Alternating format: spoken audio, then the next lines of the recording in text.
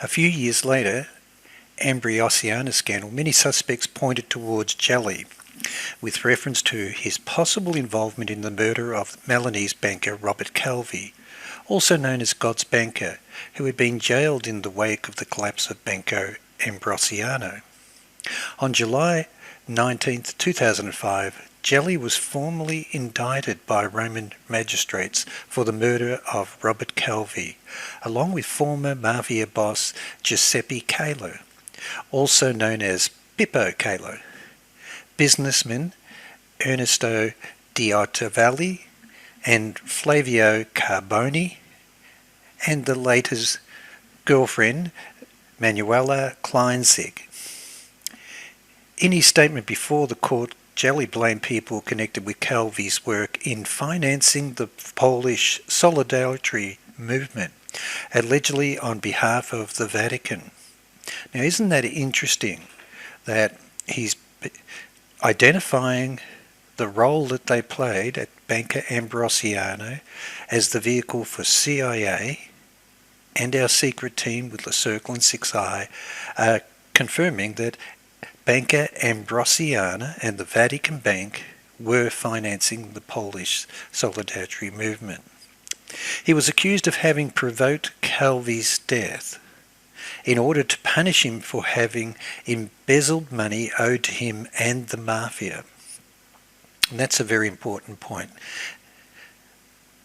I will reveal to you very shortly the overwhelming evidence of the links with the mafia, but more important, how they move that money and the sources that are credible for that information.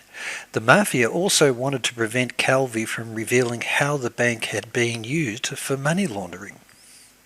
So everyone is afraid of an investigation. So isn't it really amazing that Robert Calvi travels to London for the purposes of hanging himself when you can do it in your own backyard in Italy?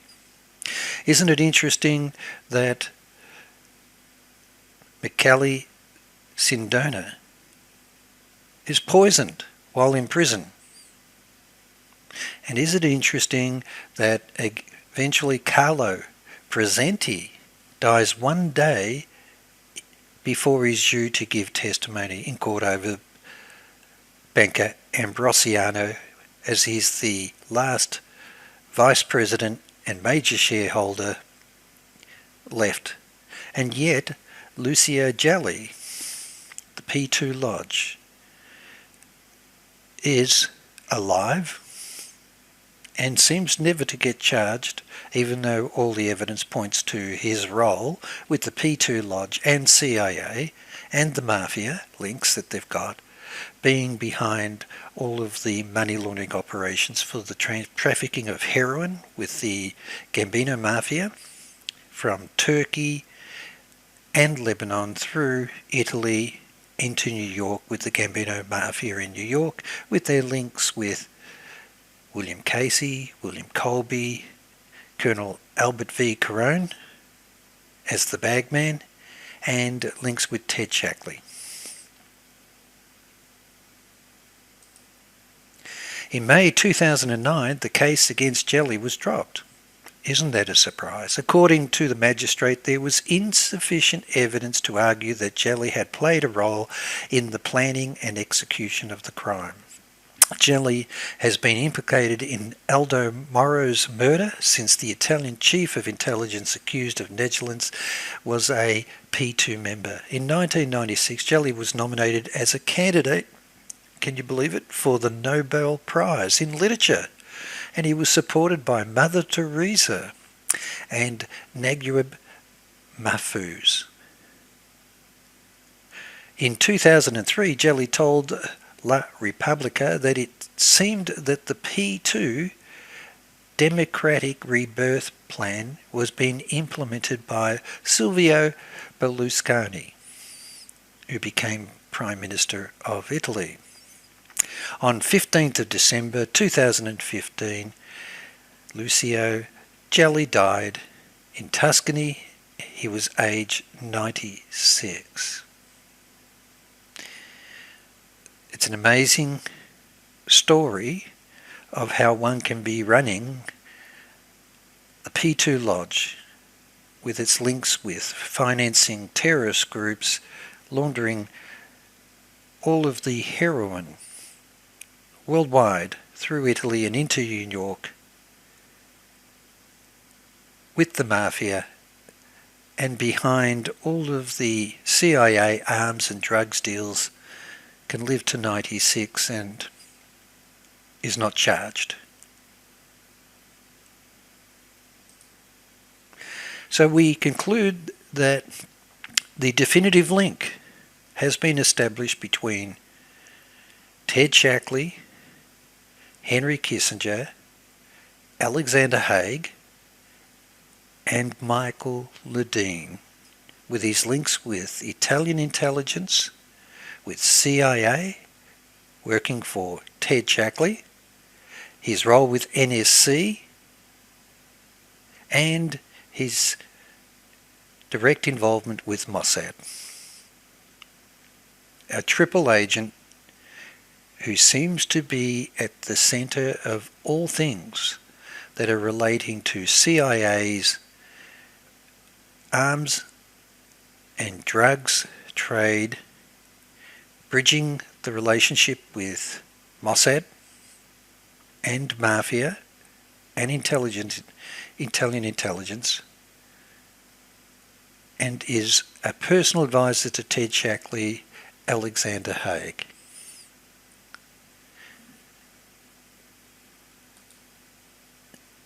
And just repeating, even Dwayne Claridge, who had worked in CIA based in Italy, confirms the importance of Michael Ledeen and the relationship he had with manager Gorbanafar, with Ted Shackley, Alexander Haig, and the key role that he played in setting up the Iran-Contra tow missile deal with Mossad and CIA partnership to arm Iran in exchange for the release of hostages. He plays a key role. Michael Ledeen is the centre of everything around the partnership with the secret team, the neocons.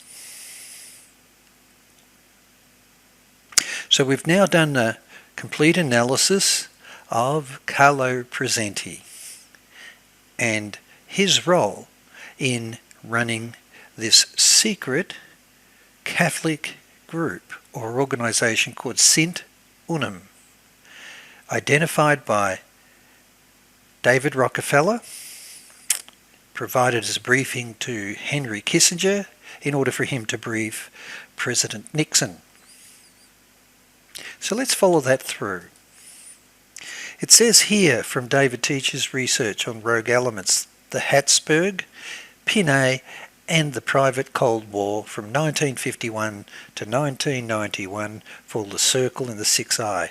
He says, turn to America, new primary sources detailing Cercle's transatlantic outreach in 1969 and 70 have emerged following the declassification of the meeting notes and the telephone transcripts of Henry Kissinger, including record prepared for Kissinger of the debate in the 1970 Cercle meeting, a document which gives unique insight into Cercle discussions, never minuted by the Cercle itself. The memorandum kindly provides by Dak Kong Papsali is reproduced in an annex bringing together the author's research on the post-war Christian groups CIOC and CIDCC as the acronyms, involved with Pinay, Violet and Dubois. The most intriguing document from the period is the further secret memorandum for Kissinger to Nixon, with an attached CIA report, which detail the involvement of Carlo Presenti and Violet in through an unknown covert Catholic group called Sint Unum, as described by Alice Dueny. formerly the University of Florence, whose research paper is included in the annex with permission and with thanks. I actually tracked down the records of that memorandum. And here it is. And I'm going to take you through this. It's called The Fight Against Communist Subversion Within the Catholic Church, the Sint Unum Plan, from a memorandum of Henry Kissinger for President Nixon. And this is what it states. One last factor was added to the other two to fan the flames in the bilateral relations between the United States and the Vatican. It was no less than a scare linked with a subversive plan within the Catholic Church, which is a topic under discussion in this paper. Members of the underground Catholic organisation called Sint Unum, which was formed in the wake of World War II, and of its affiliated group, La Commission for Algis Prosecuti, founded in 1955, drafted a study trying to prove that the Church was being undermined by the communist subversion. This report landed in the inbox of American administration thanks to David Rockefeller, who delivered it to Kissinger directly. So David Rockefeller is invited to join the Cercle 6I by Carlo Presenti, and he is now passing on a memo and background material to assist Henry Kissinger to provide a briefing to President Nixon to support the Cercle and 6I in its mission. The National Security Advisor, Henry Kissinger, then took it upon himself to personally inform Nixon about this issue. And he states the Sint Unum organisation, which was initially made up of French and German laypersons and later included citizens of other countries. The common denominator of the group members was that they were all members of a Christian Democratic Party in their home countries. And it's particularly focusing on Germany and on France and Italy. And the main backer of Sint Unum was the Italian businessman Carlo Presenti, who also appeared to be at the countries. So basically, the president and the main backer at the countries, and it says here background, the president and the main backer of Sint Unum was the Italian businessman Carlo, who also happened to be at the helm of host of Italian companies such as, instance, Lancia Automobiles, Fiat Group, and Italcementi, the leading cement manufacturer in Italy. The text of the dossier, which was first drafted in French and then translated into English by CIA, dealt with two different kinds of communist infiltrations in the Catholic Church: leftist subversion and Catholic modernism.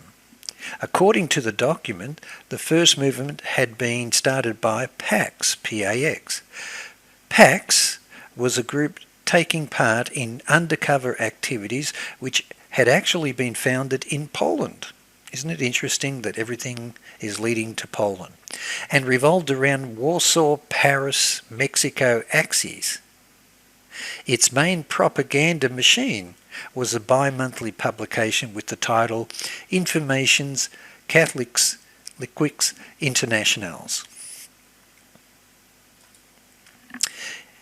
Henry Kissinger then goes on to confirm that Sint Unum's document brought to light a dark picture of communist infiltrations within the church, but it also put forward a blueprint to foil such a plan through dissemination of information and propaganda.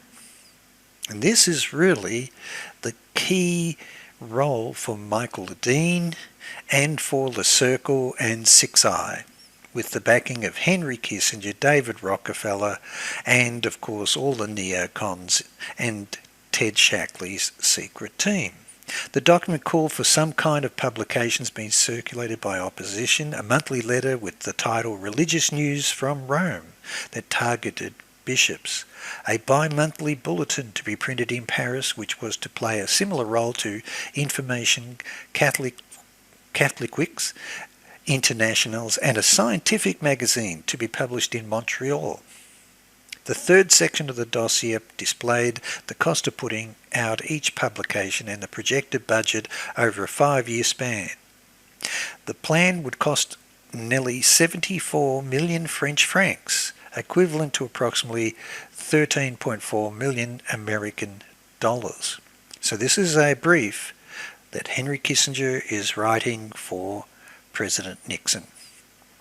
He then states that David Rockefeller recently gave me a document on communist subversion in the Catholic Church, which was in turn given to him by friends. It is apparently authored by a member or members of the clandestine Catholic group called Sint Unum, comprised principally of French and German lay Catholics. An English translation of the document, the original is in French, prepared by CIA, is attached at the tab A.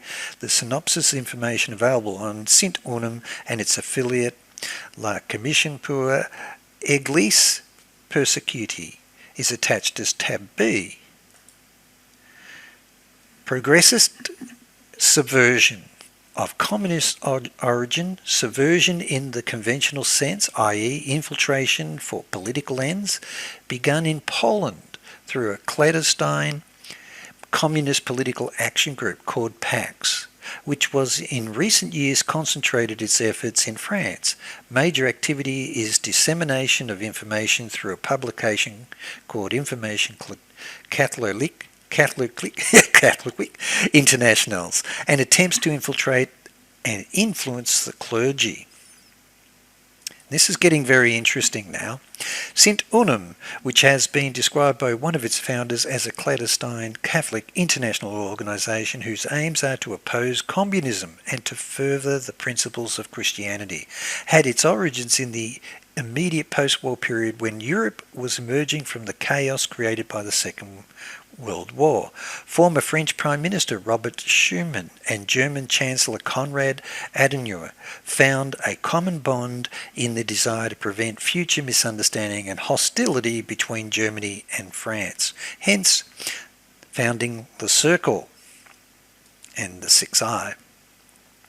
And so Henry Kissinger briefing President Nixon about Carlo Presenti, and according to recent information, the president of Sint Unum and its principal financial contributor is Carlo Presenti, a wealthy Italian industrialist and banker. Presenti's fortunes were delivered from his interest in Italian cement company. Pretty good if you're working with the mafia, you can make the concrete or cement shoes for anyone that you want to dump in the ocean or river. He subsequently became owner of a large number of banks and of Lancia Automobile Company. Lancia became a large financial drain in the amount of $70 million and was recently sold to Fiat. Presenti is militantly anti-communist. Don't you like that? Presenti is militantly anti-communist and also pro-American, without, however, a real understanding of the United States. Insofar as is known, he has not been active in Italian politics. So the key part is, even Kissinger describes him as Carlo Presenti is militantly anti-communist and also pro-American. One current project that Sint Unum Group is to fund a new international biweekly journal which is published by the Journal de Geneva, a conservative Swiss newspaper. Sint Unum will use the publication as an outlet for articles expressing the views of the group. Presenti contributed $1 million to help launch the journal, which will be distributed free to the organisations, intellectual centres, libraries and influential individuals. Sint Unum hopes that West Germany press magnate Axel Springer and former German Minister Franz Josef Strauss will agree to participate actively in this new publication. The group also plans to establish a file on all anti-socialist writers and journalists, etc., on whom it will call for articles and feature material. Isn't that Interesting that they're going to create a file and identify all anti-socialist writers and journalists for propaganda. It goes on to say the socialist victory in Germany and the strengthening of Opus Dei in Spain have created certain problems for Sint Unum Group and resulted in the cancellation of the scheduled meeting recently. The group had hoped to invite certain French government leaders to the meeting, but according to reports reaching Sint Unum, German Chancellor Willy Brandt and French President Georges Pompidou are in disagreement on certain basic issues. Thus, it was judged inappropriate for French officials to attend a meeting in which opponents of the Brandt regime, as Franz Joseph Strauss, would be present. Additionally, Joseph Solis Roos, former head of Sindicatus, labour organisation in Spain, and an enemy of Opus Dei, had also been invited. The reshuffling of the Spanish government, which resulted in the strengthening of Opus Dei elements and the weakening of Solis and his associates, was another factor in the cancellation of the meeting. The Ministers of Information and Tourism and new Spanish cabinet, Alfredo Sanchez Bala, is long-standing friend of Jean Violet and may be invited to join Sint Unum in the future. So we're getting reconfirmation of the alliance with Opus Dei and the Knights of Malta. He goes on to confirm that Jean Violet, a French lawyer, is described as the group's executive officer and receives a salary from Presenti and his Sint Unum work. Violet reportedly will visit this country in the near future to participate in preparations for French President Pompidou's visit to the United States in March. Jean Violet was born 20th of May 1912 at St. Benet's, France, accredited in 1952 as a newspaper correspondent to the United Nations. He was employed by the Catholic Information Press Agency in Freiburg, Switzerland. His period of accreditation extended from 1952 to 1953. He's affiliated with a number of international legal organisations and specialises in international law. Violet has never been overtly active in French politics, but remained close to Antonin Pinay as a political consultant. In addition to his contact with other Sint Unum members, Violet has had an important contacts in the United States, including alias George Meany and General Grumpfer. Interesting.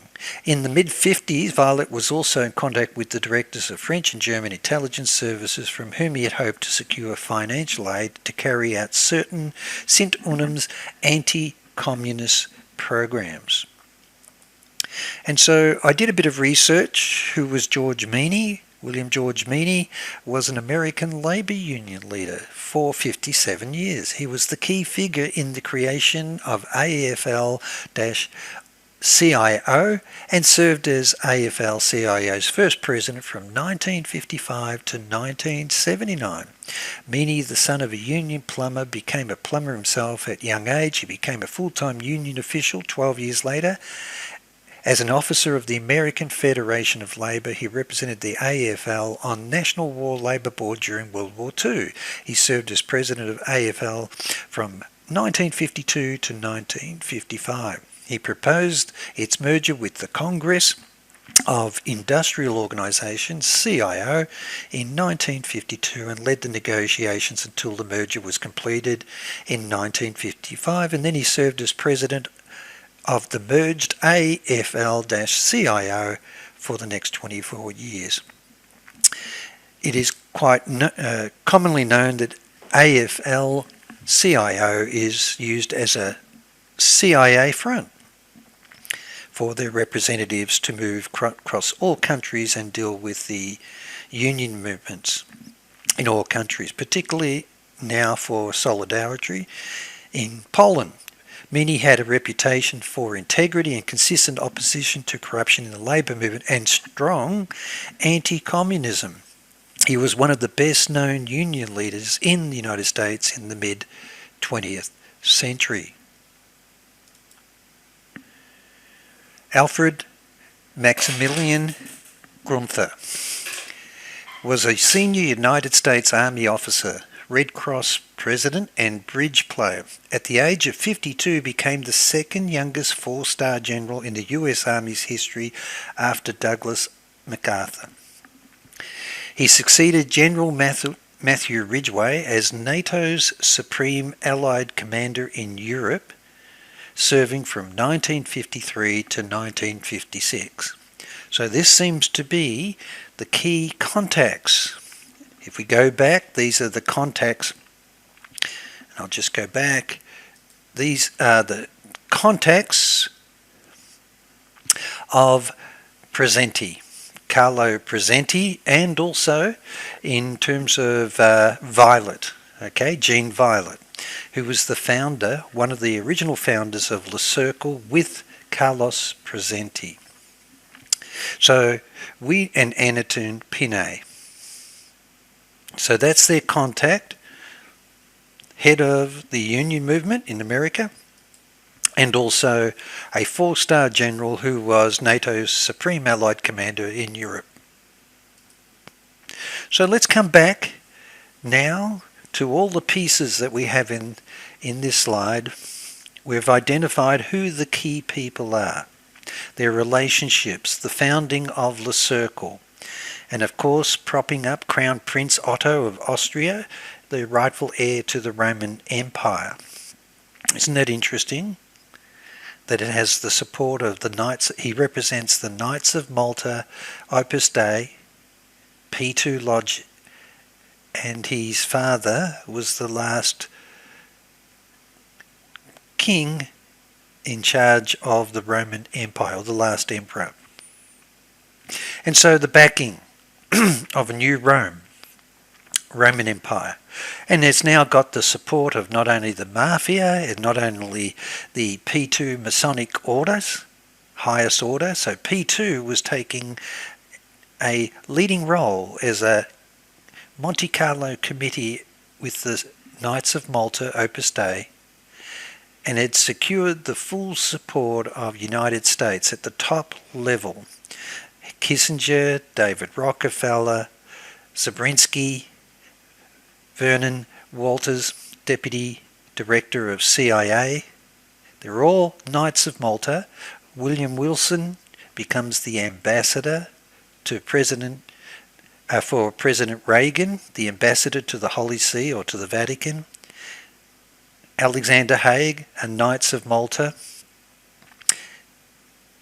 Michael Ledeen, intimately linked as a triple agent. And Ted Shackley, with their intimate link with Lucia Gelli. And of course the group now controls the Vatican Bank with Archbishop Paul Masinkas, God's banker Robert Calvi, and Michele Sindona. And of course Carlos Presenti is the largest investor in Banca Ambrosiana with the Vatican Bank, and he's the vice president. And we have the creation of Le Cercle and the Six Eye, which is a privately funded secret intelligence agency for use in all countries worldwide for CIA's operations and NSC's operations with the secret team, which can bypass the restrictions of CIA within American territory, MI5, MI6 restricted by legislation in the UK, and Canada and Australia, and Germany and France and Italy. This secret group can do their bidding. And so we come back to the importance of the secret team with the leading role that Ted Shackley's playing with Le Cercle, together with Michael Ledeen. Their company Eastco and its links with the far right back in America with Richard Viguerie, together with the support of Robert Gray Daniel Murphy, Neil Livingston, Robert Owen, and Lucien Conine, responsible for all DEA intelligence throughout the 70s and 80s for the control of drugs, with the Fox in charge of the hen house. Not only that, we've shown that their companies through Operational Systems Inc., owned by Ed Wilson, Ted Shackley, and Joseph Capucci, and Neil Livingston, were actually moved across into Simcom Inc., owned by Dr. Earl Bryan, and Hadron Inc., which were all contracted, all of them, with Wang Labs and Rupert Murdoch's company, Computer Power Group, to be responsible for the fusion of all intelligence databases of CIA, DIA, and all across intelligence of DEA, Customs, Defence, and particularly the infiltration for SWIFT banking. So the secret team can not only monitor all SWIFT banking transactions, but it means they have control of the SWIFT banking network and can move funds through without detection through the SWIFT network internationally. You have the Fox in charge of the hen house, selling drugs, selling arms for terrorism and fascist companies and countries, and money laundering without detection through any agency in the USA, Australia, Canada, UK, or Europe. We've now proven beyond doubt that through the efforts of billionaire David Rockefeller, Henry Kissinger, and Zabrinsky, together endorsing Carlo Presenti, they actually founded the Trilateral Commission. And so now, looking at the royalty, the last rightful heir to the Roman Empire is Otto von Habsburg. He's the last Crown Prince of Austria and Hungary. He's the last head of the House of Habsburg, Lorraine, and sovereign of the Order of the Golden Fleece. Otto was active in Austrian European political stage, promoting the cause of Habsburg's restoration, early proponent of the European integration, and thoroughly disgusted at nationalism and a fierce opponent of Nazism and communism. He has been described as one of the leaders of Austrian resistance during the Nazis, but he became Vice President and President of the International Pan-European Union, a far-right fascist group, and served as a member of the European Parliament, Christian Social Union of Bavaria, from 1979 to 1999, over 20 years, and as a newly elected member of European Parliament in 1979, he had an empty chair set up for the countries on the other side of the Iron Curtain and European Parliament, in the European Parliament, and took a strong interest in countries behind the Iron Curtain.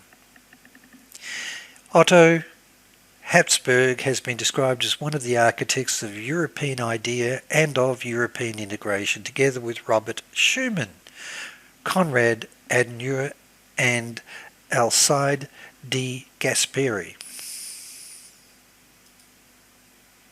We have confirmation that he was in a deep politics, far right, with Opus Dei, Knights of Malta, and the P2 Lodge, perfect candidate for the political engine of Europe. And so four establishment model places Otto Habsburg at the centre of the Vatican pan-European network, the Catholic conservative establishment, running Opus Dei and the Knights of Malta. an indispensable ally of CIA during the Cold War and beyond. In 1949 he founded the European Documentation and Information Centre together with Alfred Sanchez Bala. So, responsible for the propaganda machinery, but running. He was the head of Opus Dei and the Knights of Malta for Europe, being the rightful heir to the Roman throne.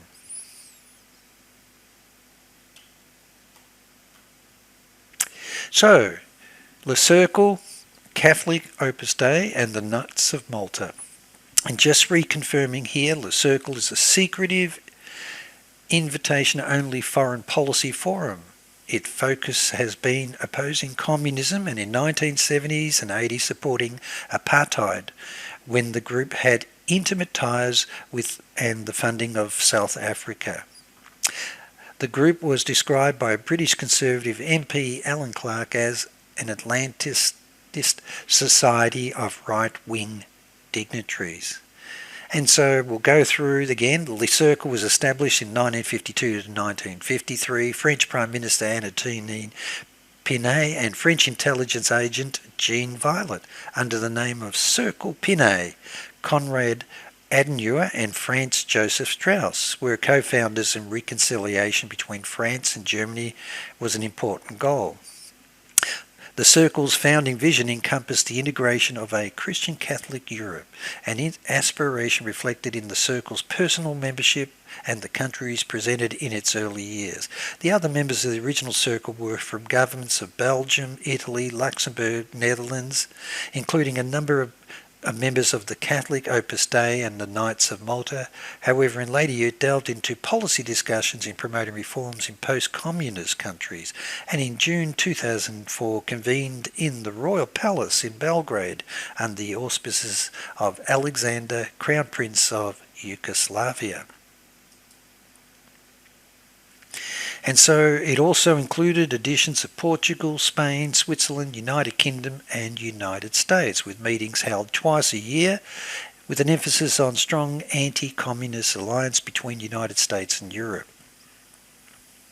And so we now have the fabric, the members for the Cercle network, and it becomes setting up institutes and think tanks which attack both the Soviet Union and the perceived leftist governments or opposition movements in Europe and the Third World. And so it's now on a mission with WACL, the World Anti-Communist League, with John Singlau. The Union of South Africa provided the only official delegation, in the Cercle supported organisations such as Renamo, whose General Secretary attended meetings, and UINTA. In later years, British took over the chairmanship of the Cercle, and so now we start to get the British intelligence involved. MI6 officer Anthony Cavendish and British Conservative MP Julian Amory and Brian Crozier. And so you will see that these MI6 fascists, propagandists, are the personal partners of Ted Shackley. Alan Clark, a British Conservative MP and historian, stated in his diaries that the Cercle was funded clearly by CIA. And so, with the documents that I recovered from the appropriate documents here, from the rogue agents documents inside, and also the corporate searches that I had done many years ago. What's amazing is I had tracked down everything known on Ted Shackley and saved in my archives over 20 years any companies and registrations that Ted Shackley had, and I did find that he'd set up the Cercle in the American branch. The 6I fascists, PROMIS software, economic warfare, intelligence. So it has far-reaching ramifications. It's not just propaganda, it really is economic warfare and control. And blackmail. Ted Shackley, Director of Research Associates. Herb Mayer, I've covered earlier in my podcast that his role been appointed by William Casey, to oversee the CIA's economic warfare program to bankrupt the Soviet Union. James Critchfield, CIA agent tasked with gathering information about the Soviet Union, and he also was responsible for interrogating all of the Nazis, and particularly Reinhard Gehlen and his Gehlen organisation. Norman Bailey, NSC Economic Warfare, confirmed to William Hamilton that the PROMIS software was used by NSA in their Follow the Money program at all banks. Rolf Grage, German arms deal and business partner of Edwin P. Wilson with Eastco, with Michael Ledeen, Richard Secord, Ted Shackley, Thomas Kleins, and also Eric von Marbot. Richard G. Stilwell, working with Colonel Albert V. Carone, CIA, Bagman, Nugenham Bank, Gambino Mafia. I had that confirmed in my interviews and correspondence with Dee Ferdinand, the daughter of Albert V. Carone, who was a personal friend of William Casey, William Colby, and Ted Shackley. So here is your link with Richard G. Stilwell, direct to Colonel Albert V. Carone, bagman for the Gambino Mafia and the Nugenham Bank for money laundering of drugs, particularly the heroin with the Mafia, and also from opium and heroin coming in through the Golden Triangle with Ted Shackley's group as well, and also the cocaine coming in from the Cali and also the Medellin cartels. Donald Jamison, a director of research associates with Ted Shackley, is a key person involved with the Cercle and 6i. And there's the corporate documentation and registration. It was called the Atlantic Cercle, Inc., and it was founded in the US.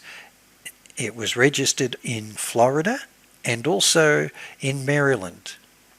It's a branch of the Maryland branch of the Atlantic Cercle, Inc., set up by Ted Shackley with Julian Amory, Richard McCormack, Robert Zolli, and Thomas Spencer.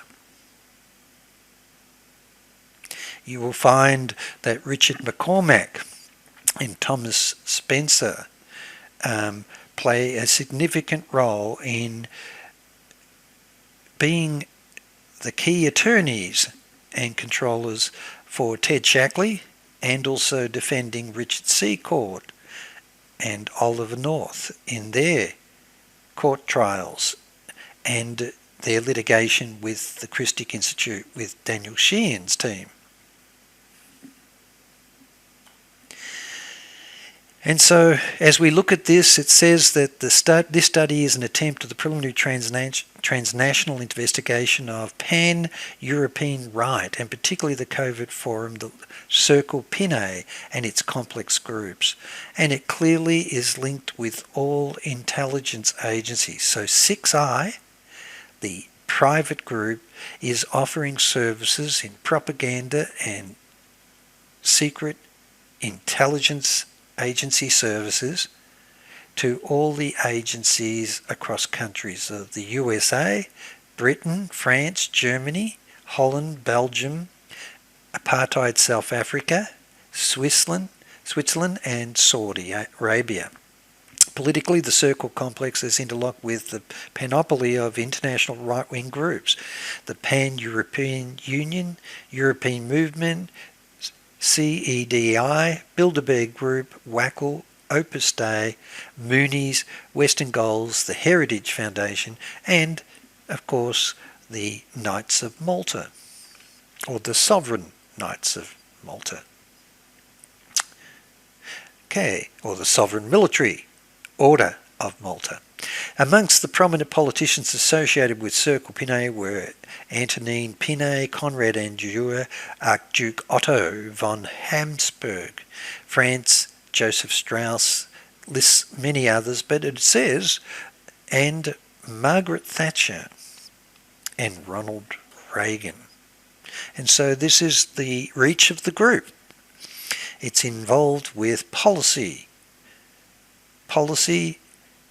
and intelligence with the UK and USA, direct with Ronald Reagan and Margaret Thatcher. And so as we go through this, it reconfirms that the key person who has a prominent role is Donald Jamieson, who is former CIA and a director of Research Associates International, Inc. with Ted Shackley. Also David Rockefeller, Henry Kissinger, Zbigniew Brzezinski, Harold Brown, George Meany, Lane Kirkland, and of AFL-CIO Union, and W. Michael Blumenthal and William Colby. And the key person who's now appointed in the footsteps of his father, Sven Kramer's father, had been a long-standing Washington insider, Fritz G.A. Kramer. I've covered all the things he's doing and his direct role and confirmed in detail the role that he plays, but particularly he seems to be the talent scout for discovering Henry Kissinger and Alexander Haig, who are sitting in control of the Cercle 6I with Sven Kramer. And it's got here, he discovered Alexander Haig, recommended him as military assistant then to Henry Kissinger. I've covered Sven Kramer. He also provided the Nixon-Kissinger National Security Council, and he served with everyone down there, including support with Henry Kissinger and Alexander Haig. Another Bilderberger and crucial political figure was Brzezinski, who had proposed in 1972 the Bilderberg Conference held in Belgium to create a similar forum to bring together the three economic world powers, US, Europe and Japan. The new body, called the Trilateral Commission, was founded in 1972 and its first director was Brzezinski himself. Brzezinski would also attend the 1975 Bilderberg Conference with Thatcher and other representatives, and Brzezinski was working for the Research Institute on Communist Affairs and was Democrat candidate with Jimmy Carter's top foreign policy advisor. So we're finding now that Brzezinski, with his role with National Security Advisor, serving now in 1981 under Ronald Reagan, and he's working directly with Cyrus Vance, previously Johnson's Deputy Secretary of Defence. The key parts now come about its role within Britain and America. In 1978, the British and American ends of the Cercle complex would also seek funding from multinational companies for Brian Croze's recently founded private intelligence service called the 6I. In June 1978, so we now are confirming 1978 is the beginning of this privately funded secret intelligence agency called 6I. And in June 1978, the NSIC held a conference in Brighton on NATO and the global threat, what must be done, which aimed to raise private sector funds to supplement the activities of the official agencies crippled after the early US congressional committees. I think they're talking about the Church Committee here, and the official closure of Britain's IRD in the spring of 1977.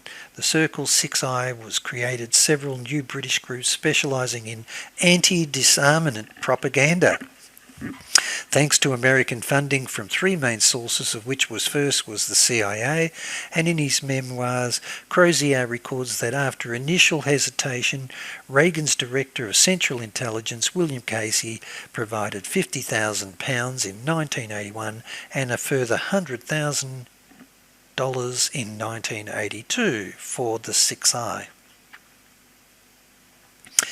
And from the articles, a couple of articles written by Paul Fitzgerald and Elizabeth Gould, called Le Cercle-6I, the Neocon Takeover of America, Part 4, Ceaseless Propaganda, Outright Lies and Distorted Facts. It's dated Friday, August 25th, 2017.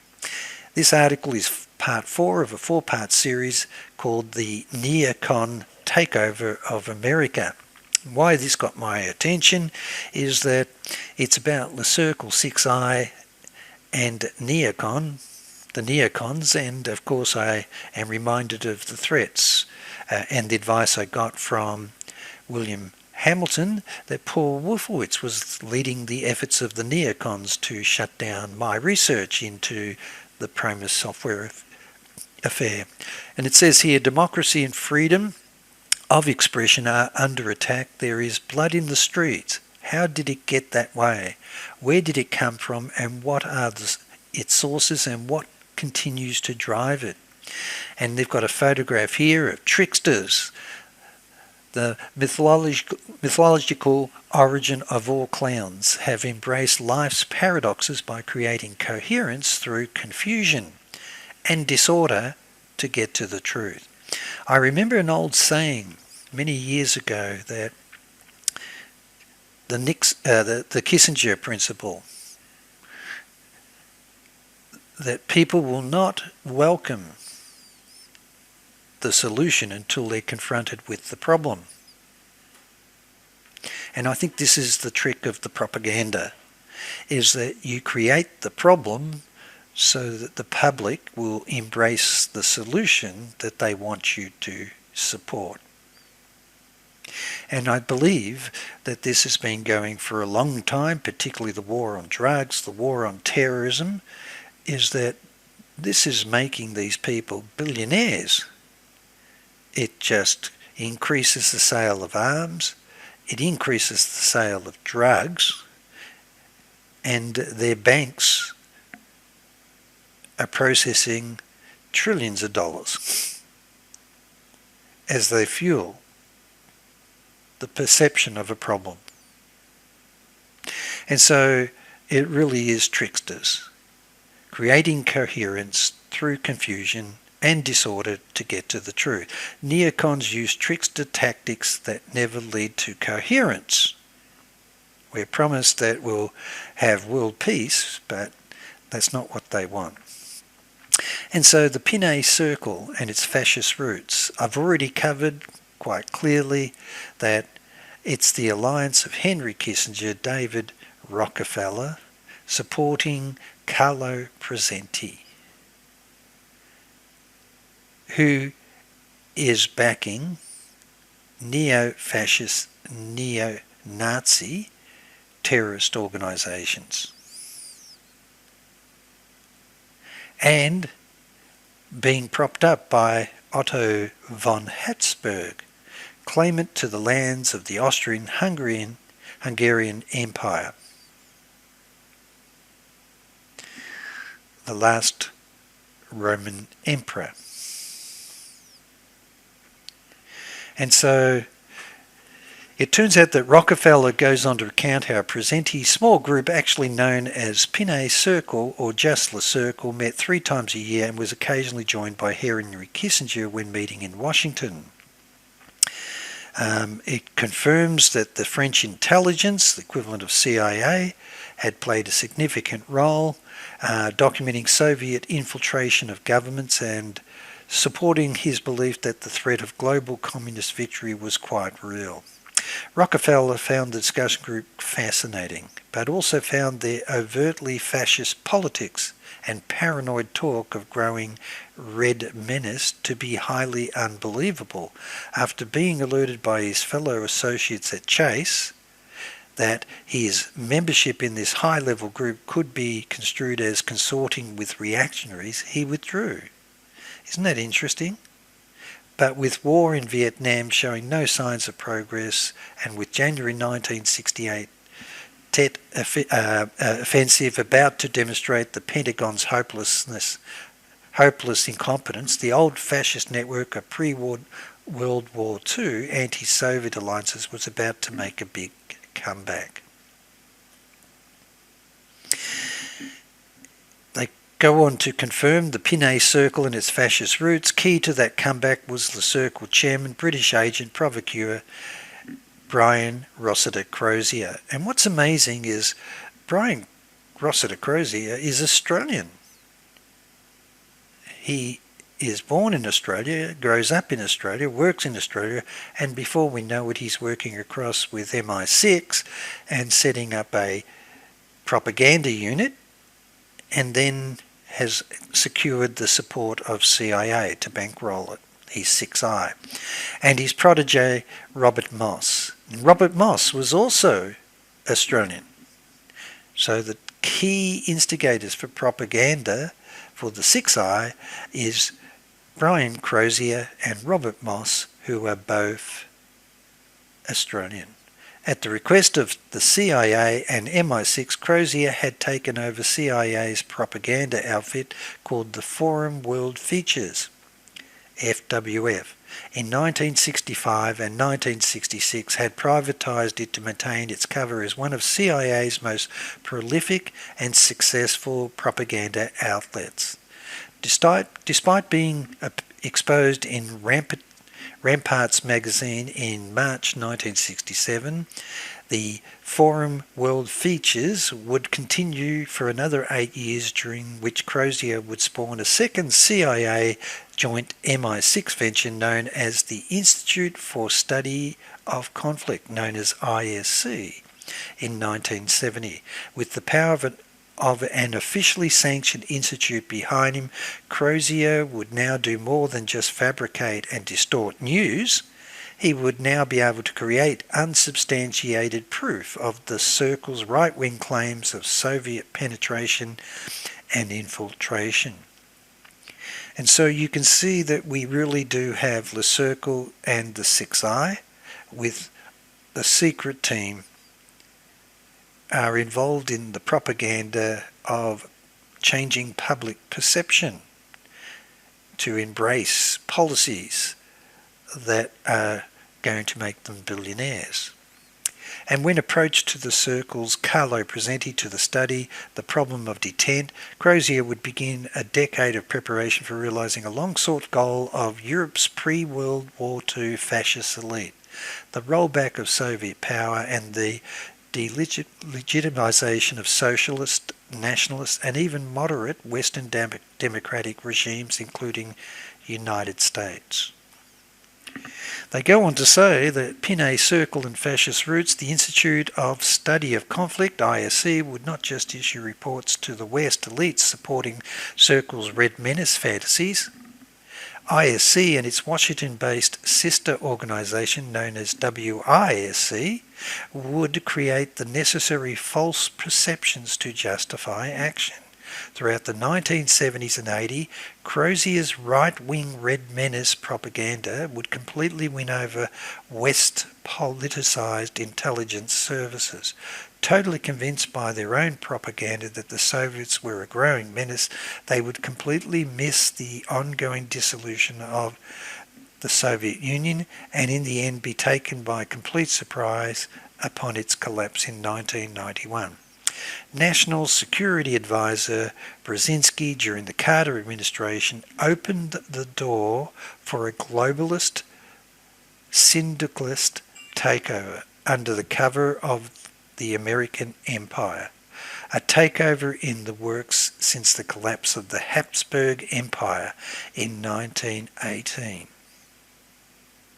So it now turns out that Brzezinski is the key person that opened the door with Kissinger and Rockefeller. I'm going to bring to your attention that all the research in the, I'll just come back, that one there, the Rogue Agents, published by David Teacher, resulted from the wonderful research of Joel van der Regen. And his research is incredible. And what I really like about his research is that he has come to similar paths, but more important, similar conclusions. What he was responsible for, he was wrote the first extensive articles on Le Cercle Pinay, a private transnational security group that has existed since the early 1950s. Later on, it was also first to publish photocopies of membership lists of Le Cercle. So due to his research, he was able to expose it. He was the first to publish an extensive article about the American Security Council and included a list of over 200 historical board members. He wrote very unique articles about Sun Valley meetings, the Bohemian Grove, Association of Former Intelligence Officers, OSS Society, USAPs, and the Jason Group. Very important, the Jason Group, particularly for ensuring the top scientists are in control of advanced technology and discoveries in the US, but also worldwide, and hence the infiltration of the Patent Office, I believe, using the PROMIS software. Produced by far the most detailed and in-depth article on all aspects of 9/11, and he produced the first article on JFK assassination, which quite uniquely and indisputably explains why there was a cover-up and who was behind it. And he produced the most detailed article on the history of ISIS. Now, I'm giving credit to him because he's come to some conclusions. And in fact, he was being attacked. He ran a website called the Institute for the Study of Globalization and Covert Politics, known as ISGP. And he was being attacked, he believed, by intelligence organisations that were fearful of what he was uncovering, and so he allowed wiki spooks to download all of his research as a backup to his website. He has now changed the format of his website so that you can't copy and paste any of his research through normal means. But what's very good is that I love his approach, and he's come to some very important conclusions which I'll highlight for you. And so he did the research on Le Cercle, the 1001 Club, which is very important, and the Anglo-American Pilgrim Society, the American Security Council, and the Centre for Security Policy, OSS Society, and AFIO. He also created a database of over 1,300 important NGOs worldwide. And this, I credit him because in all my research, which I'll show you on my charts, everywhere that I followed the money, the gold bullion, the US security bonds and notes worth 250 billion each, not million, billion, are all being laundered through foundations, charities. And this is the research I did when I followed Robert Booth Nichols in a court case in 2007 when he was being subpoenaed and FBI flew to recover a $250 billion US security note in a safe in a bank in London. And I traced all of the companies and the individuals he was dealing with and banks, and they set up foundations and think tanks and charities, but they're really a cover. They're a cover set up by the elite that they don't pay tax. This is how they're laundering the funds, claiming a tax deduction, but more important, they make billions more.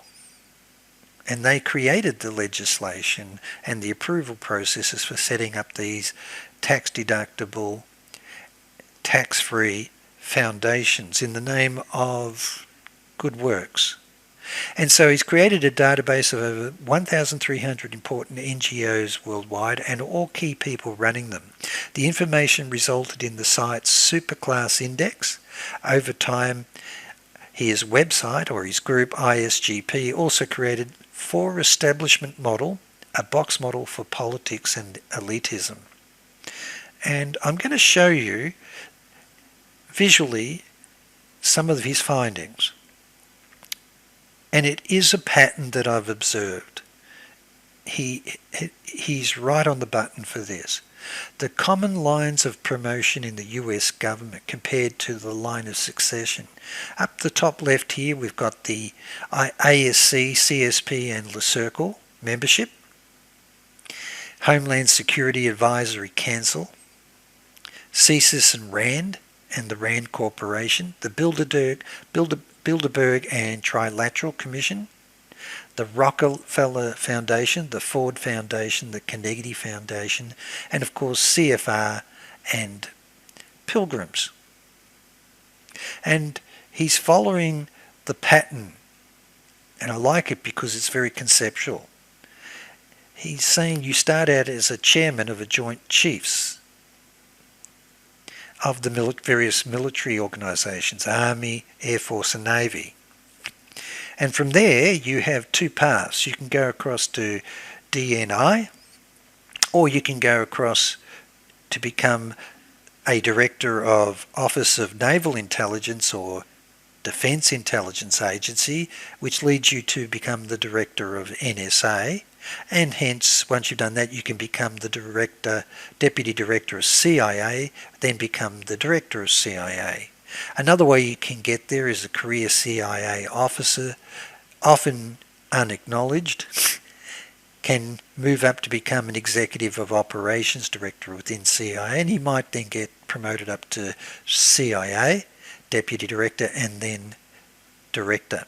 One thing I've observed over my 20-year analysis, sometimes it's not the director of the government agencies, it's the deputy director that's really running things, or the vice president who's really running things. It seems to be a common ploy that there is a person appointed at the front which is politically acceptable, but the real person that the secret team controls is usually the deputy director, who I'm sure gets all of the operational matters and budget matters are referred directly to him to administer, including recruitment. And then the CIA director can become the Secretary of Defense, or in some cases become the Vice President and then become the President of the United States. I really like this, is that it also identifies that there are speakers in Congress, presidents, PT of the Senate.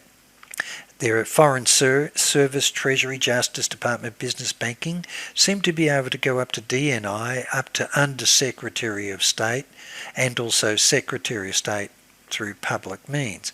But what I like is this bit up the top here. It is these think tanks and foundations that have been set up by the elitist, and they're the ones that write the policies. And it's the policies that are going to be implemented with the people who they can control. Next, from his database, he's actually done an index of who are the most influential people, lifetime NGO involvement. And he calls them the superclass. Domestic policy, foreign policy, national security, economics, network, social, and he grades them in terms of the number of links that each person has and who are the most influential. And do you see that Henry Kissinger is at the top? This one's interesting. James Woolsey is next in line. George Shultz, David and Jay Rockefeller, including their wife and children. Brzezinski, George H.W. Bush and family, number 64. He's got a colour code here for those that are liberal establishment, pro-NATO, UN, Bilderberg, State Department, Arab oil, and he's done those in the blue.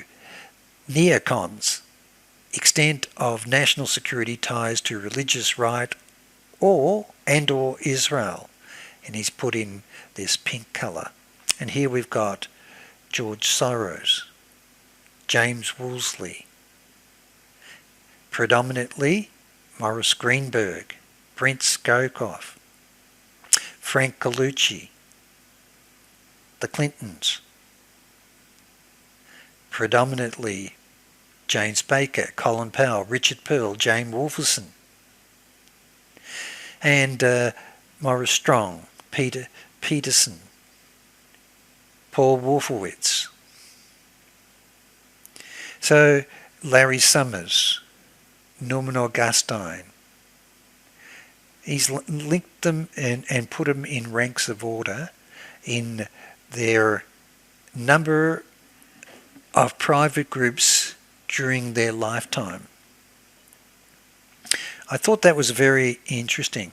Another thing he's done is he's created from his database a collection of green, career in banking, corporations in economic government posts and or science, yellow, Congress, Senate, judicial, lower level government positions or vice president. Military careers are red, Defense Secretary, CIA, National Security Scholar and Scientist, blue for State Department, and Soviet Nationalist and Russian are in grey. And have a look at this. Otto van Habsburg, right at the top with Jean Violet, the founders of Opus Dei, Knights of Malta. His number 1 was Otto Habsburg. Jean Violet number 3 is 10, but 17 links for Otto Habsburg. Nazi Germany. He's put down the links of the most influential people here. Of course, Hitler's banker, shot. And if you go down through here, he's got the names of other Otto Wolff and the Fritz Thyssen family right at the top. Now, Zionism, and he's got down here deceased, but Edmund Rothschilds, who was behind Jeffrey Epstein, who became a member of the Trilateral Commission with Henry Kissinger and David Rockefeller. Edmund Rothschilds and Bruce Rappaport, who was a colleague and representative of the Rothschilds banks, but also close associate of William Casey. If you keep going, he then lists all the US top DoD scientists. This part's really important, particularly with my discussions with Michael Riconosciuto, but he says Pentagon people such as William Perry, James Woolsey, close to CIA, which is deeply involved in high-tech defence industries, and John S. Foster Jr., William Schneider.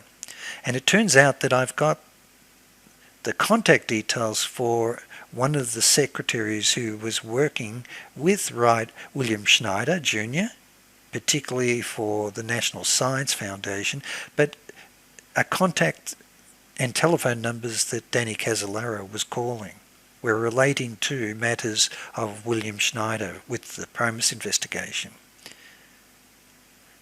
And as you go down through here, Admiral David Jeremiah, why that name jumps out as me is he became a director of Wackenhut. And the Zionist, now, I am very supportive of Israel. I'm very supportive of the Jewish traditions, but I believe that Zionism is a little bit different. And particularly when you've got mobsters like Meyer Lansky, the neocons within Pentagon and CIA, and the tactics that they're using, which are very fascist or corrupt. And at the top of the tree, he's got the Rothschilds family. Next, Paul Wolfowitz. Isn't that interesting that my research into the PROMIS software leads to the Rothschilds banks, and the person leading the attack representing Richard Pearl, Douglas Faith, Scooter Libby is Paul Wolfowitz, who has been ranked at 49 connections, just under the Rothschilds, and he was nominated by George Bush Jr. to become the president of the World Bank. 2 months after, Robert Booth Nichols comes to Australia making threats against me, advised me on upsetting some very powerful Israeli businessmen, and all my problems lead to Alexander Haig.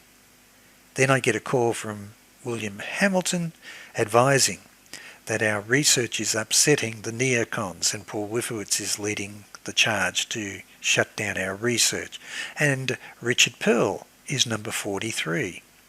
So there are 78 connections for the Rothschilds families. Paul Wolfowitz has influence of 49. Richard Pearl is next at 43, known as the Prince of Darkness. And as we keep going down here, there is Michael the Dean at 16, but he's on the list. Martin Indyk worked in Australia with our Prime Minister, Bob Hawke, who Prime Minister Bob Hawke is alleged to have been highly linked with CIA and used to stay with the CIA chief's apartment in Washington when visiting the US while he was the president of the Australian unions. Daniel Pipes, the Brofman family. I find that his ranking is on an analysis. I love it when someone does an analysis based on data and facts. He then goes on here, he's got down under here, we've got Douglas Faith. So look at this. Paul Wolfowitz, Richard Pearl, Douglas Faith. The three people, including Scooter Libby, were upset with my research into PROMIS. As we come further down, I'm just looking down the family lines here. Frank Lowry is an Australian, and I think that will be Leslie Wexner. He was backing and supporting Jeffrey Epstein. And there's Jeffrey Epstein. As we go further down, it's quite clear that we've got, there's Robert and Isabel Maxwell. And of course, Jeffrey Epstein, Leslie Wexner, together with the daughters of Robert Maxwell, were intimately linked with PROMIS software. As I keep going on, he's done full analysis of anyone linked in the Global Superclass Index. Top Rockefeller, George Shultz, George H.W. Bush, David Rockefeller, Brzezinski, Paul Volcker, Brent Scowcroft, Frank Colucci, Morris Strong, Peter Peterson. In Great Britain, top of the tree is the Rothschilds family. Tony Blair is a Knight of Malta.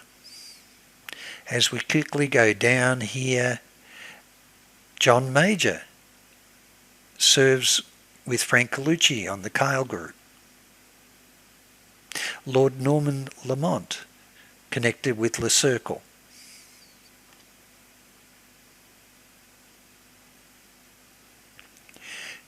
In Australia, James Wolferson became president of the World Bank. He's an Australian. Next, Rupert Murdoch.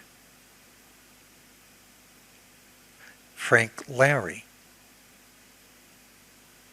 In Canada, the Brofman family. Conrad Black. Kissinger and I think Richard Pearl were involved with his companies. Brian Mulroney.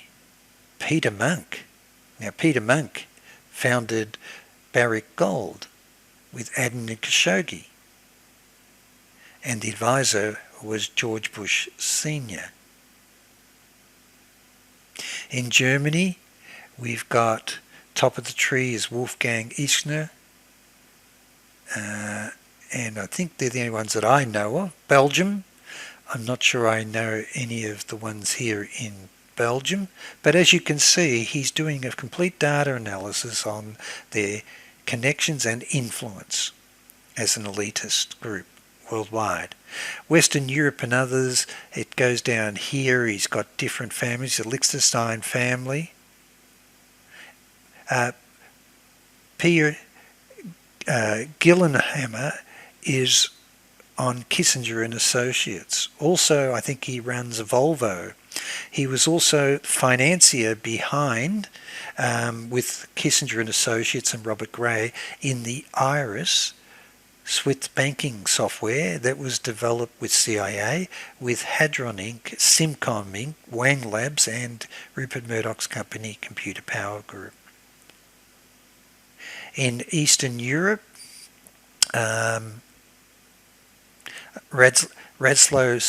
Sikorsky, I think is the name that I can remember, is probably the main person that would be of interest.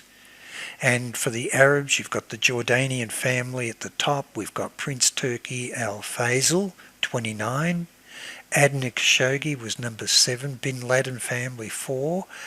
And Sheikh Mahfouz, director and shareholder of BCI, being prosecuted and was indicted only 4 weeks before Danny Casolaro is found dead, with both wrists slashed, and his briefcase with all the documents, including copies of the BCCI checks for Khashoggi, Ghorbanifar, financed by the Kuwait royal family, is missing. Luckily, he had a backup in his research files, which I got hold of. In United States, this is a very big list. I won't go through them, but look who's at the top. Henry Kissinger, James Woolsey, George Soros. The Rothschild family is right up there in America as well. Plus Clintons. William Perry. As we're going further down, James Baker. Paul Wolfowitz, 48. Robert Zoellick. Richard Pearl, 43. General Wesley Clark. Senator Kerry.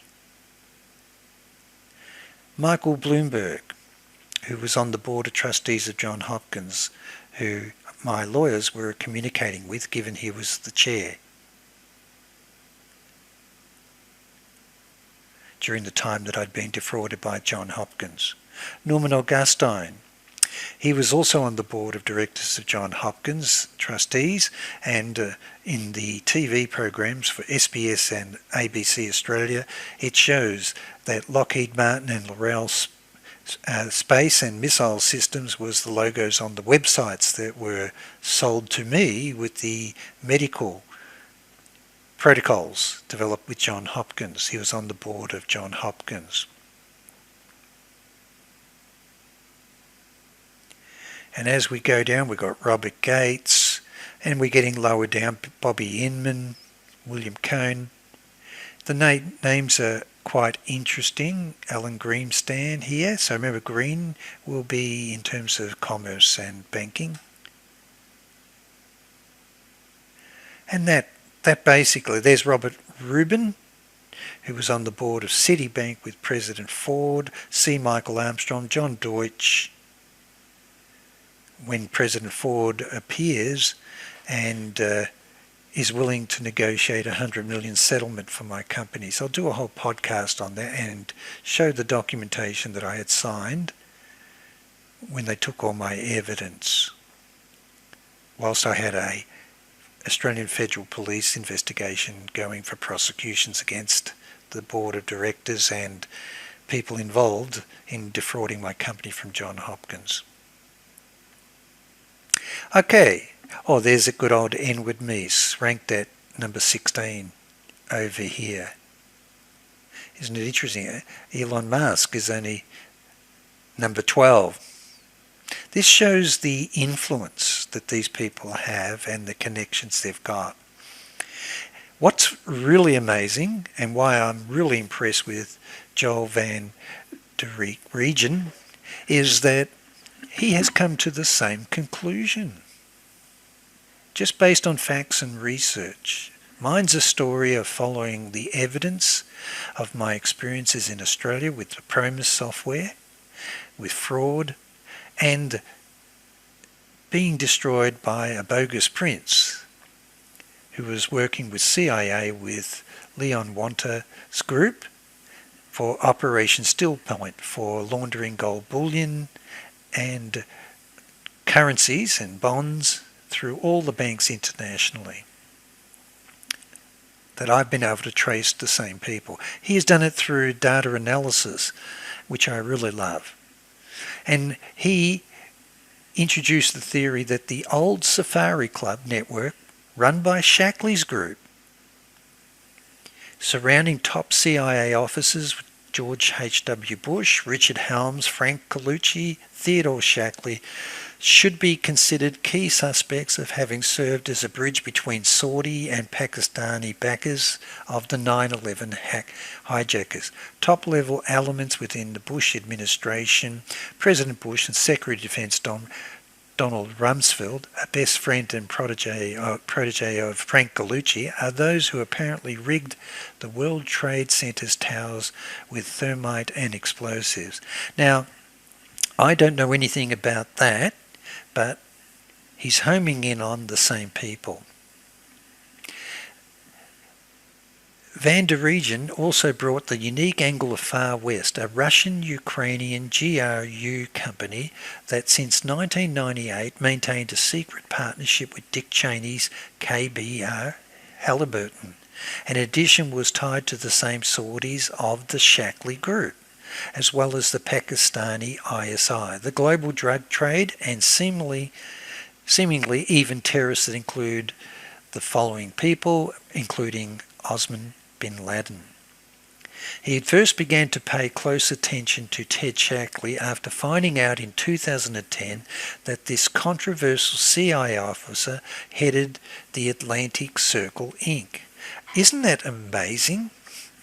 I had found the company registration documents. I've called my book The Sixth Eye because I believe that there was a secret team that had set up a private secret intelligence agency that transcends all borders worldwide, has no loyalty to any country, and I called it the Sixth Eye, which is the eye above the Five Eyes, which is Echelon. The Echelon network, which is for financial economic warfare, using the PROMIS software. But this group that he had uncovered, and I have uncovered, is the Sixth Eye.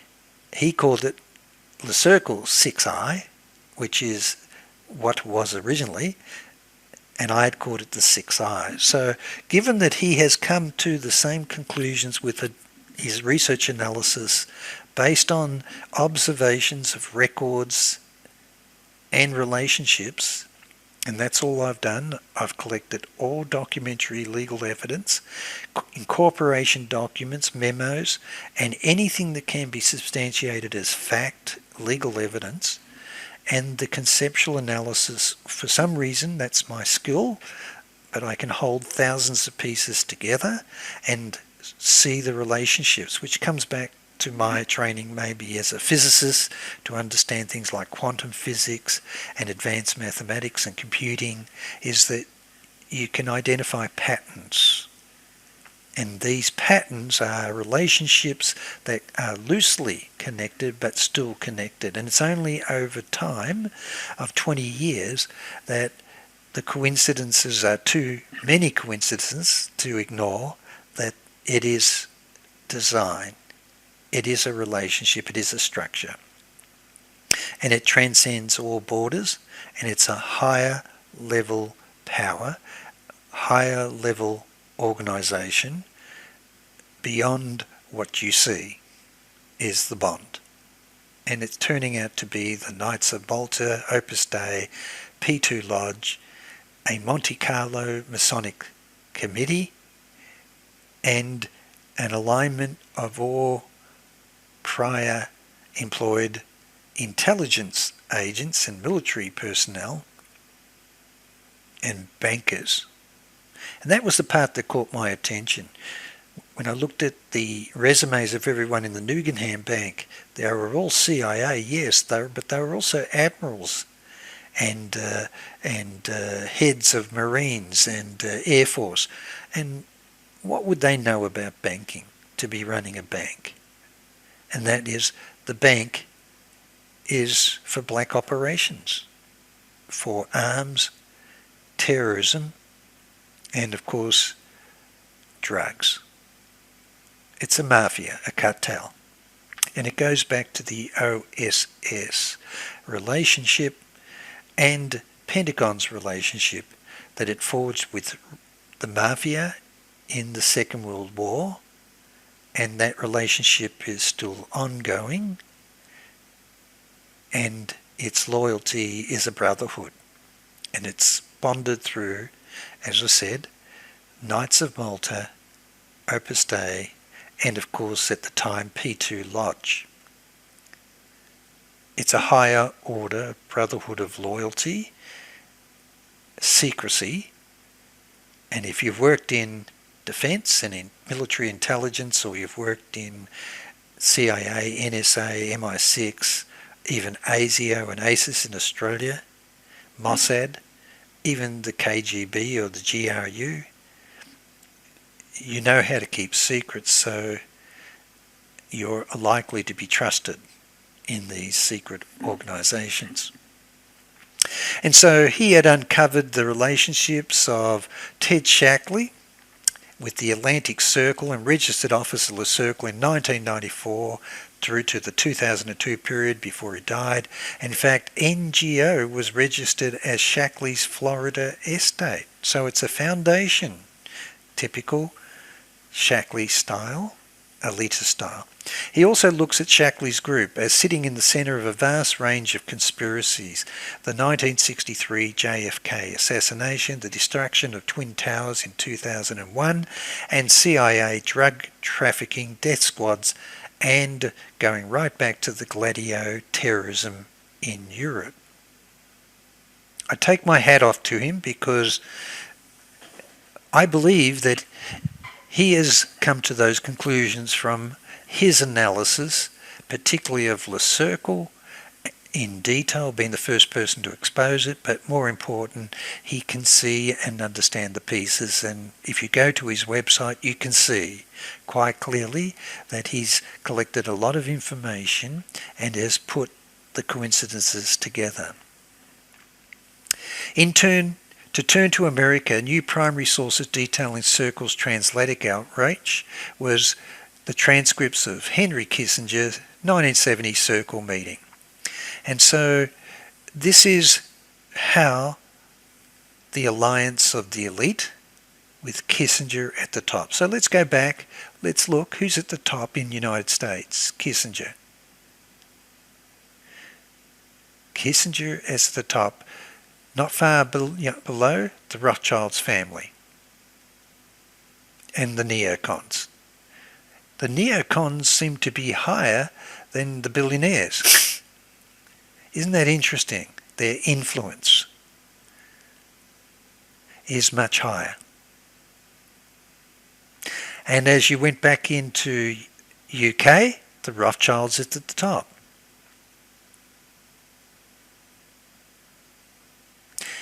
And the Rockefellers class with George H.W. Bush family.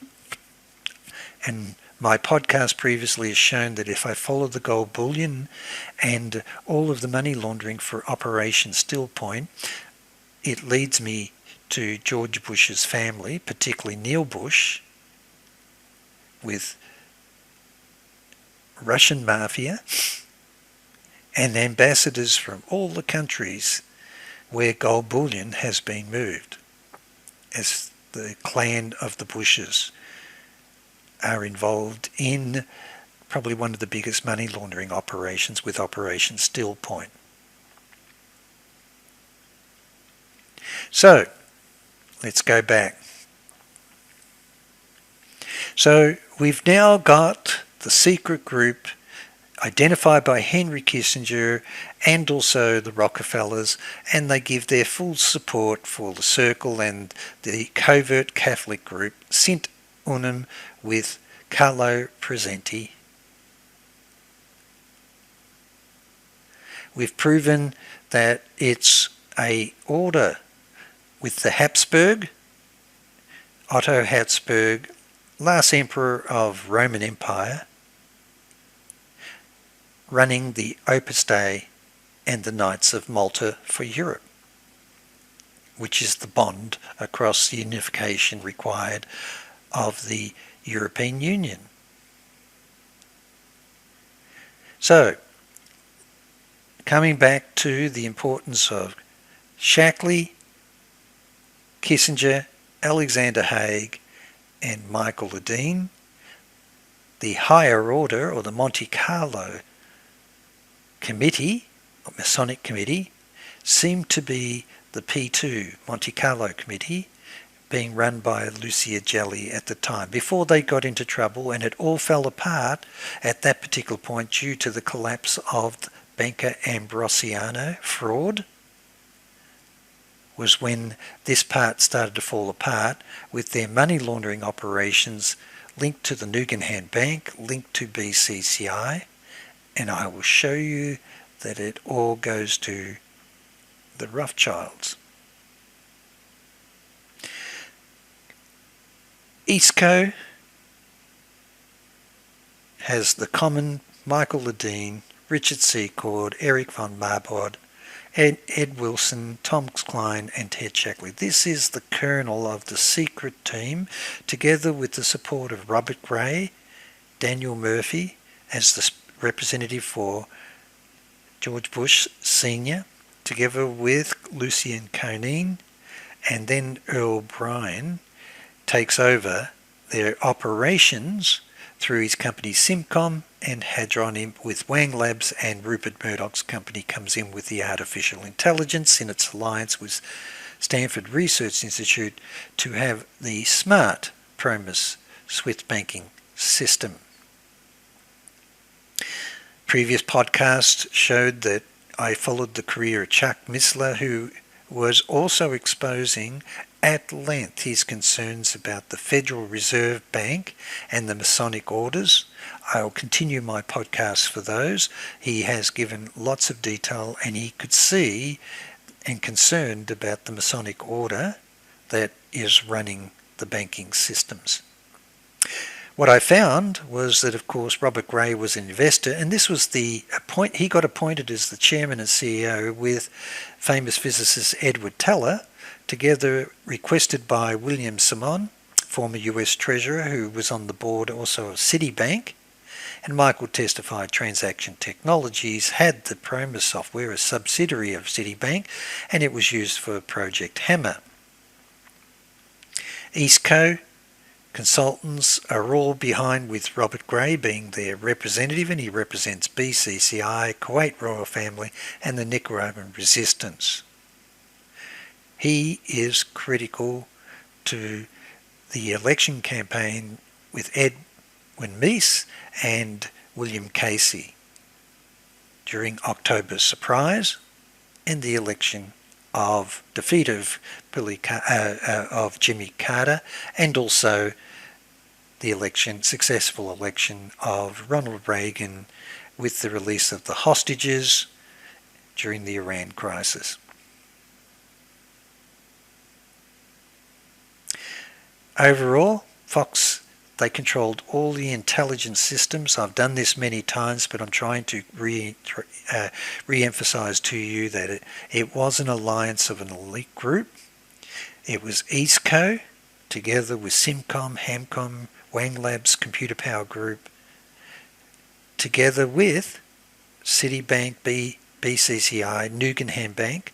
So the same team was laundering through Banca Ambrosiano, also the Nugenham Bank, also BCCI and Citibank.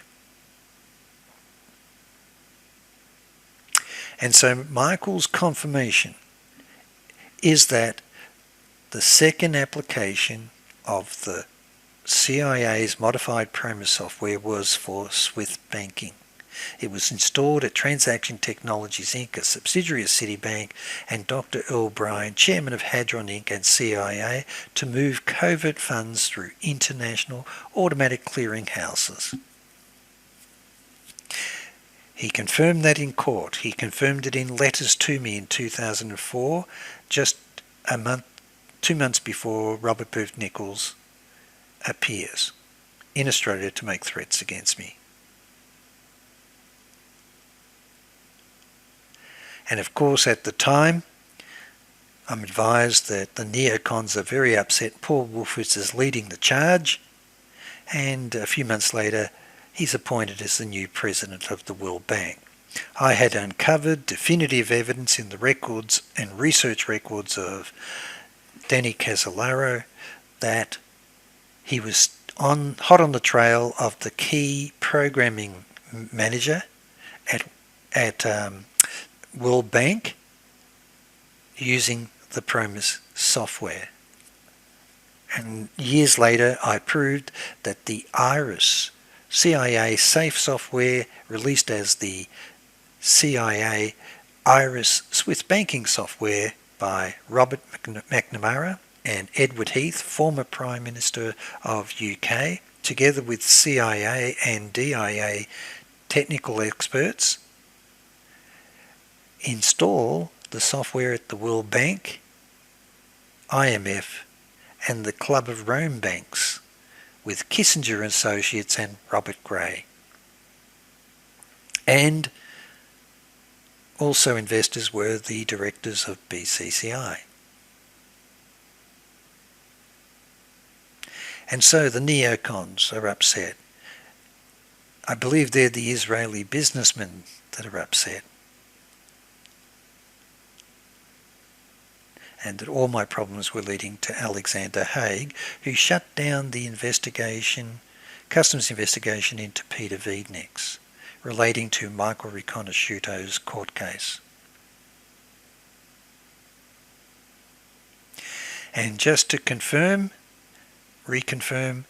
Michael Ledeen appears on the very same day that Robert Booth Nichols is in Melbourne making his threats against me. I've spoken about this before, but I had the proof, the event, the date, and it's the same day in Melbourne, after I'm told by Robert Booth Nichols that he runs the Baron of Beith guest house. It was used as a safe house for CIA mafia during the Nugan Bank days, and that my research and problems problems in Australia are leading directly to Alexander Haig. Yet my research, the PROMIS software and the P2 Lodge Banca Ambrosiana BCCI confirms that Michael Ledeen works as an advisor to Alexander Haig and Ted Shackley. And so in the official report written by David Teacher with the overview of analysis of all the documents relating to the Cercle and the 6I, he confirms categorically the attendance of Richard V. Allen, advisor to Governor Reagan. So this is before he becomes president. And a CIA contact is Barnett Traeger and Godson of NSIC. He confirms that Klein attended. I believe that's Ray Klein, Senate Intelligence Committee staff member, and William Colby attended, Fred Eichel attended, Sven Kramer, and our friend Michael Ledeen, Professor Richard Pipes, and right down here is Paul Wolfowitz, who's leading the charge to shut down my research on PROMIS. And so, we've got the neocons and the secret team,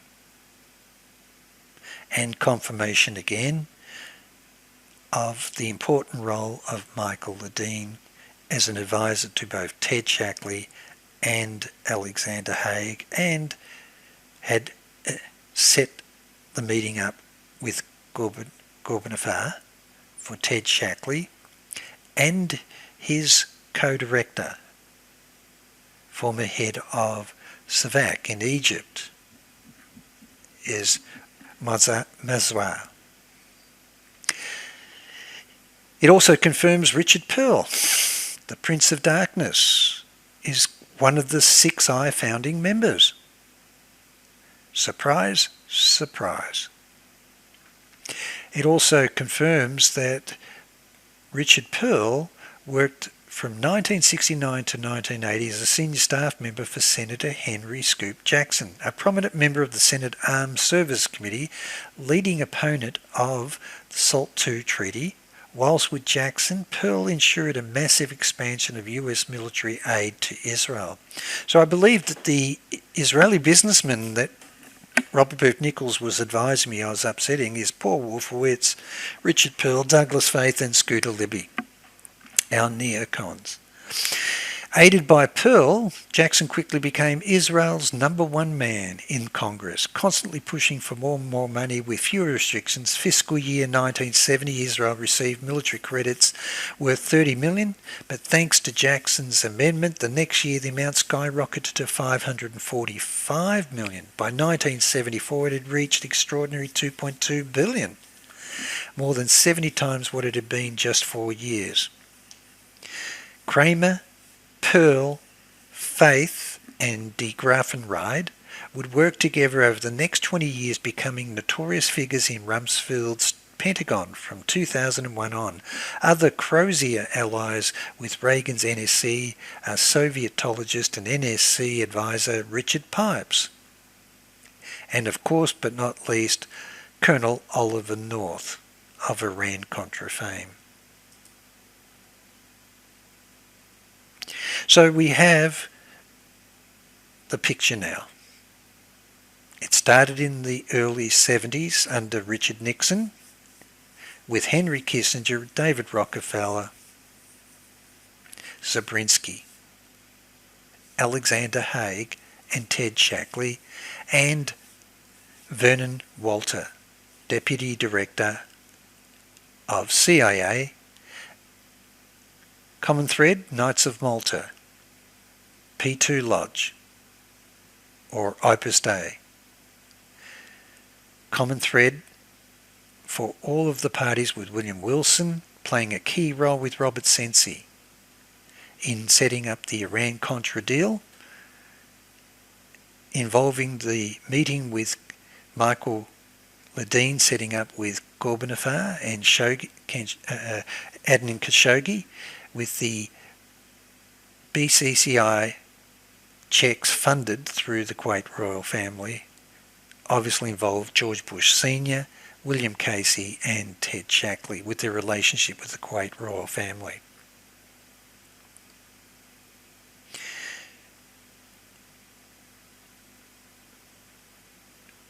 And now I'm going to prove that the same group were involved to destroy Lyndon LaRouche, who was exposing Richard Secord, Oliver North, Ted Shackley, David Rockefeller, and also Henry Kissinger and Zabriskie,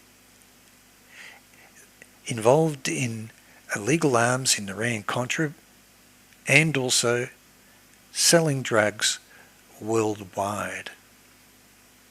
And down below, I'll show you that the conspiracy with Buck Revell, they planted Roy Frankhauser, involvement with Ku Klux Klan and the American Nazi Party, together with Mitchell Verbal, Richard Singlaub, Lucien Conein, Dwayne Claridge,